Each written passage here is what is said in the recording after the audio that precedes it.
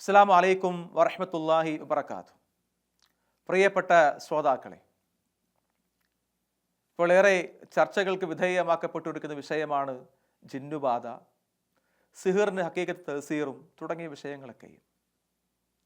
മർക്കസ് ദഅവ എന്ന് വിളിക്കപ്പെടുന്ന ആളുകൾ ഈ വിഷയം പറയാൻ വേണ്ടി മാത്രമുണ്ടാക്കിയൊരു സംഘടനയാണ് എന്ന് തോന്നിപ്പോകുന്ന രൂപത്തിലാണ് അവരുടെ വിശകലനങ്ങൾ. കേരള ജംഇയ്യത്തുൽ ഉലമ മുജാഹിദ് പ്രസ്ഥാനത്തിൻ്റെ ആദർശപരമായ നയനിലപാടുകൾ പ്രഖ്യാപിക്കുന്ന ഒരു സംഘടനയാണ്, പണ്ഡിത സഭയാണ്. ആ പണ്ഡിത സഭ ഈ വിഷയമായി ബന്ധപ്പെട്ടുകൊണ്ട് പറഞ്ഞ നിലപാട് ഞാൻ ആദ്യം ആ നിലപാടൊന്ന് വായിച്ചു കേൾപ്പിക്കാം. ഇത് 21/6/2011 പുളിക്കൽ മദീനത്തുൽ ഉലൂം അറബി കോളേജിൽ ചേർന്ന ഒരു KJയുടെ മീറ്റിംഗ് ആണ്. ആ മീറ്റിംഗിൽ വളരെ സുപ്രധാനപ്പെട്ട ജിന്നുബാധയുമായി റുഖിയ്യ ശർഈയുമായി ബന്ധപ്പെട്ട ചർച്ചകൾ അവിടെ നടക്കുകയും ആ ചർച്ചയുടെ ഭാഗമായി രേഖപ്പെടുത്തി വെച്ച നിലപാടാണ് ഇത്. എന്താണ് നിലപാട്? ജിന്നുബാധ ഉണ്ടാകും എന്നത് യാഥാർത്ഥ്യമാണ്. എങ്ങനെ? ജിന്നുബാധ ഉണ്ടാകും എന്നത് യാഥാർത്ഥ്യമാണ്. പല കാരണങ്ങളാലും രോഗമുണ്ടാകുന്നത് പോലെ ജിന്നുബാധ മൂലവും രോഗമോ മറ്റു പ്രയാസങ്ങളോ ഉണ്ടാവാം.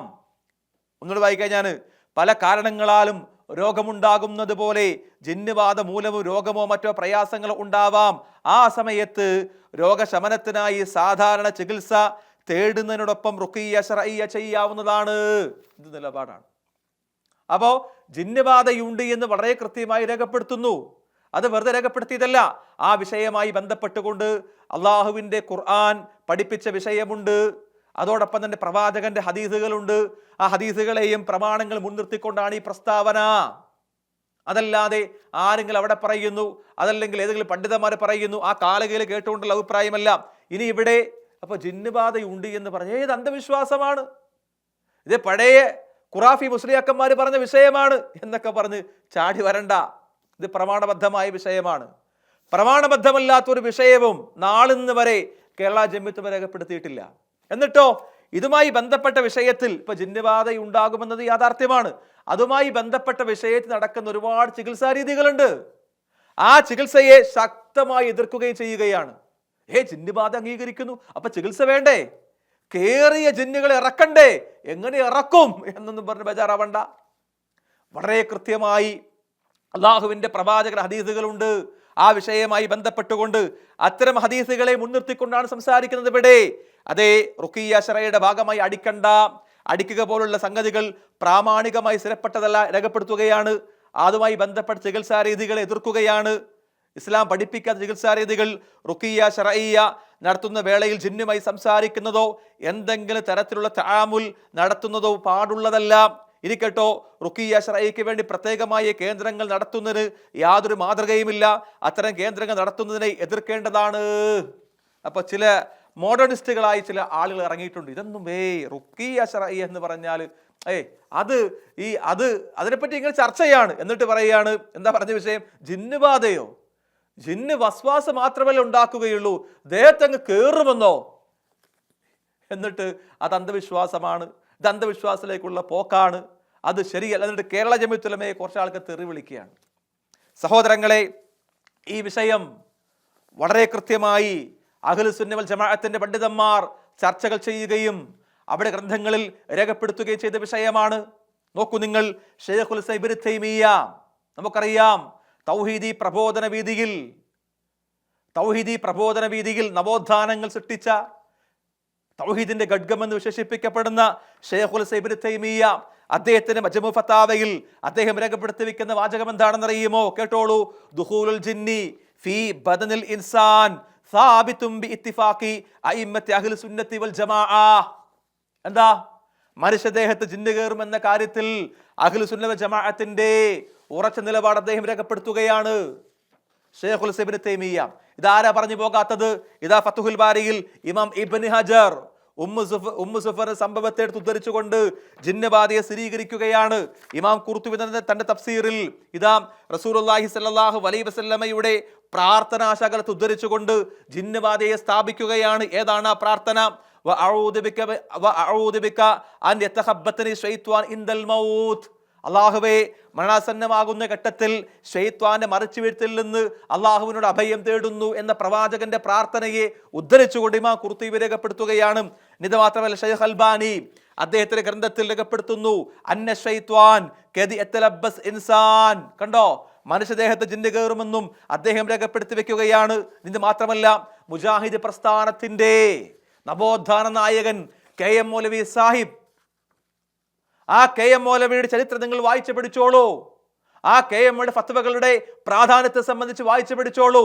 2008 യുവത പുറത്തിറക്കിയ പുസ്തകമുണ്ട്. എൻ്റെ ബഹുമാനരായ മർക്കസുകാരെ, യുവതയിലേക്ക് നിങ്ങൾ പോകൂ. ആ യുവത ഇറക്കിയ പുസ്തകത്തിൽ വളരെ KM മൗലവിയുടെ ഫത്വകൾ എന്ന് പറയുന്ന പുസ്തകമുണ്ട്. ആ പുസ്തകത്തിന് അവതാരിക എഴുതി കൊടുത്തയാൾ CP ഉമർ സുല്ലമിയാണ്. ആ പുസ്തകത്തിൽ KM മൗലവി ഫത്വകൾ വായിച്ചോളൂ. ഇസ്ലാഹി പ്രസ്ഥാനത്തിന്റെ എന്തിനേറെ പറയുന്നു, മർഹൂം ഉമർ മൗലവി റഹിമഹുല്ല അദ്ദേഹത്തിന്റെ ഓർമ്മകളുടെ തീരത്ത് ഇസ്ലാഹി പ്രസ്ഥാനത്തെ കടന്നു വരാനുണ്ടായ സാഹചര്യം തനിക്കുണ്ടാക്കിയത് KM മൗലവിയാണ് എന്ന് അദ്ദേഹം രേഖപ്പെടുത്തി വെച്ച, ഉമർ മൗലവിയെ സ്വാധീനിച്ച മുജാഹിദ് പ്രസ്ഥാനത്തിന്റെ തൗഹീദിന്റെ ശബ്ദമായ KM മൗലവി സാഹിബ്, അദ്ദേഹത്തിന്റെ ഫത്വകൾ ഒരു കാലഘട്ടത്തിലേറെ പ്രസക്തമായ ഫത്വകളാണ്. ആ ഫത്വകളിൽ അദ്ദേഹം രേഖപ്പെടുത്തി വെച്ച വാചകമെന്താ, ഞാൻ വായിച്ചു കേൾപ്പിക്കാം. എന്നാൽ ഖുർആനിലെ ആയത്തുകൾ, അള്ളാഹുവിന്റെ നാമങ്ങൾ, ഗുണങ്ങൾ, നബി സല്ലല്ലാഹു അലൈഹി വസല്ലമയ്ക്ക് ലഭിച്ചിട്ടുള്ള പ്രാർത്ഥനകൾ എന്നിവ കൊണ്ട് മേൽപ്പറഞ്ഞ അവസരങ്ങളിൽ എന്തൊക്കെയാണ് കേട്ടോളൂ, മരണമോ പിശാച് ബാധയോ ഏറ്റിട്ടുണ്ടെന്ന് വിചാരിക്കപ്പെടുന്ന അവസരങ്ങളിൽ ചികിത്സ നടത്തുന്നത് കൊണ്ട് ദോഷമില്ല. ഇത് KM മൗലവി രേഖപ്പെടുത്തിയതാണ്. പറയൂ നിങ്ങൾ, KM മൗലവി അന്ധവിശ്വാസത്തിലേക്ക് ആളെ കൊണ്ടുപോയോ? അന്ധവിശ്വാസങ്ങൾക്കെതിരെ പടപൊരുതിയ KM മൗലവി അന്ധവിശ്വാസ പ്രചാരകനാണോ? പറയൂ മർക്കസുകാരെ. മർക്കസുകാരുടെ കുപ്പായം ധരിച്ച് ഇസ്ലാഹി പ്രസ്ഥാനത്തിന്റെ വരമ്പത്ത് വന്ന് നിന്നുകൊണ്ട് ജിന്നുവാദ അന്ധവിശ്വാസമാണെന്ന് ആര് പറയാൻ ശ്രമിച്ചാലും KM മൗലവി ഫത്വകൾ നിങ്ങൾ വായിച്ചു കേൾപ്പിക്കും. നിങ്ങളെന്താ കരുതിയത്? മുജാഹിദ് പ്രസ്ഥാനം എന്ന് പറഞ്ഞാൽ, അല്ലെങ്കിൽ കേരള ജംഇയ്യത്തുൽ ഉലമ എന്ന് പറഞ്ഞാൽ അത് കേവലം ഒരു നോക്കുകുത്തിയാണ് എന്ന് പറഞ്ഞ് കളിയാക്കിയവരുണ്ട്. KJUയെ കഴുതത്തലയന്മാരാണ്, അതിലെ പണ്ഡിതന്മാരെന്ന് വിശേഷിപ്പിച്ചുകൊണ്ട് പിന്നെ ശാഠ്യം പറഞ്ഞുകൊണ്ടാണ് ജിന്നുവാദി ഇറങ്ങിപ്പോയത് അല്ലേ? അതുകൊണ്ട് കേരള ജംഇയ്യത്തുൽ ഉലമ ഒരു നിലപാട് പ്രഖ്യാപിച്ചാൽ ആ നിലപാട് പ്രമാണബദ്ധിതമാണ്, തിരുത്താൻ കഴിയൂല. അത് തിരുത്തണം, അത് മാറ്റണം എന്ന് ചില ആളുകൾ മുറവിളി കൂട്ടുന്നുണ്ട്. അത്തരം ആളുകളോട് പറയട്ടെ, അത് മർക്കസ് ലെവൽ ആളുകളാണ്. ഞങ്ങൾ പിന്നെ മുജാഹിദ് പ്രസ്ഥാനത്തിൽ നിന്ന്, ഐക്യത്തിൽ നിന്ന് ഇറങ്ങിപ്പോകാനുണ്ടായ സാഹചര്യം KJയുടെ നിലപാടാണ് എന്നാണ്. KJയുടെ നിലപാട് തിരുത്തിയാൽ ഞങ്ങൾ നിൽക്കുന്ന, നിങ്ങൾ വേണ്ട, നിങ്ങൾ വയ്ക്കോളൂ. മുജാഹിദ് പ്രസ്ഥാനം ആദർശപരമായി നയനിലപാടുകൾ പ്രഖ്യാപിക്കുന്ന പ്രസ്ഥാനമാണ്. അത് പ്രമാണബദ്ധമാണ്. അത് തിരുത്താറില്ല, തിരുത്തുകയുമില്ല, തിരുത്തപ്പെടുകയുമില്ല. ഇസ്ലാമിന്റെ പ്രമാണങ്ങൾ തിരുത്താൻ കഴിയുമോ? ഇത് ഞാൻ നേരത്തെ പറഞ്ഞു. ജിന്നുബാധയുമായി ബന്ധപ്പെട്ട വിഷയം അള്ളാഹുവിന്റെ ഖുർആനിൽ നമുക്ക് വായിച്ചെടുക്കുവാൻ കഴിയും. അതാണ് അമാനി മൗലവി റഹിമഹുല്ലയുടെ തഫ്സീർ നിങ്ങൾക്ക് പരിശോധിക്കാം.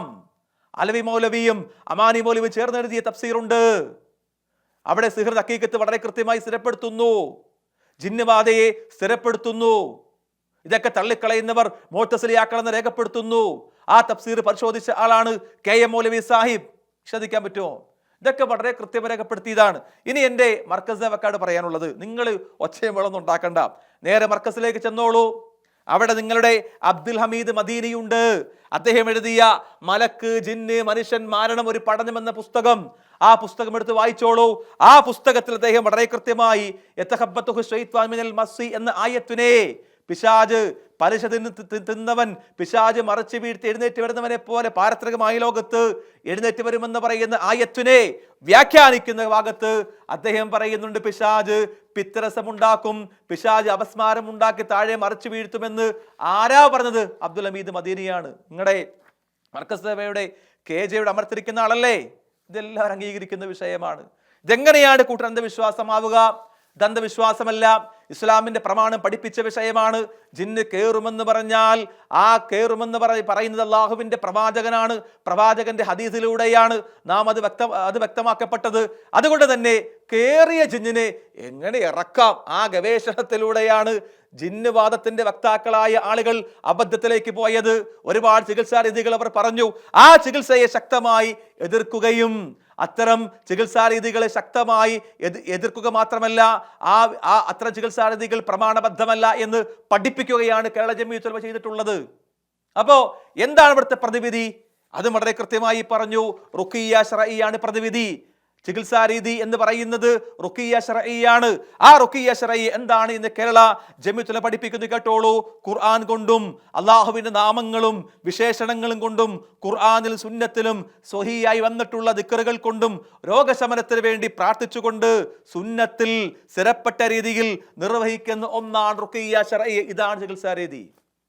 ഇതല്ലാത്ത അടിചികിത്സ വേണ്ട, കേന്ദ്രത്തിലേക്ക് കൊണ്ടുപോകണ്ട, റുഖിയ്യ ശർഈക്ക് വേണ്ടി പ്രത്യേകമായ കേന്ദ്രങ്ങൾ വേണ്ട. ഇതാണ് ഈ സമൂഹത്തിൽ നടക്കുന്ന ഇത്തരം അന്ധവിശ്വാസങ്ങൾ വേറെയുമുണ്ട് ഈ വിഷയത്തിൽ.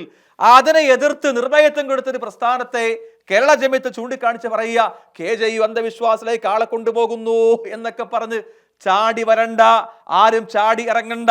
പ്രമാണബദ്ധമായ നിലപാട് KJU പറഞ്ഞുവെങ്കിൽ ആ നിലപാടിൽ ഒരു മാറ്റവുമില്ല, അത് മാറ്റത്തിരുത്തലുകൾക്ക് വിധേയമാക്കപ്പെടുകയുമില്ല. ഇത് മർക്കസുകാർക്കുള്ള മറുപടി തന്നെയാണ്. ആ മർക്കസുകാർക്ക് ചൂട്ടുകത്തിക്കാൻ നടക്കുന്ന ആളുകൾക്കുള്ള മറുപടി ആയിക്കൊണ്ട് എൻ്റെ ഈ സംസാരത്തെ നിങ്ങൾ ശ്രവിക്കണമെന്നാണ് എനിക്ക് പറയാനുള്ളത്. അത് മാത്രമല്ല, നിലപാടുകൾ പ്രമാണങ്ങൾ കൊണ്ടാണ് മുജാഹിദ് പ്രസ്ഥാന കാലഘട്ടങ്ങളിലും പറഞ്ഞിട്ടുള്ളത്. ആ നിലപാടിൽ നിലപാടുകൾ മാറ്റത്തിന് വിധേയമാക്കപ്പെടുകയുമില്ല, മാറ്റേണ്ട കാര്യവുമില്ല, അത് മാറ്റപ്പെടേണ്ടതുമല്ല എന്നാണ് സൂചിപ്പിക്കാനുള്ളത്. അള്ളാഹു സത്യം ഗ്രഹിക്കുവാൻ ഏവർക്കും തൗഫീക്ക് നൽകി അനുഗ്രഹിക്കുമാറാകട്ടെ. അസ്സലാമു അലൈക്കും വറഹ്മത്തുള്ളാഹി വബറകാതുഹു.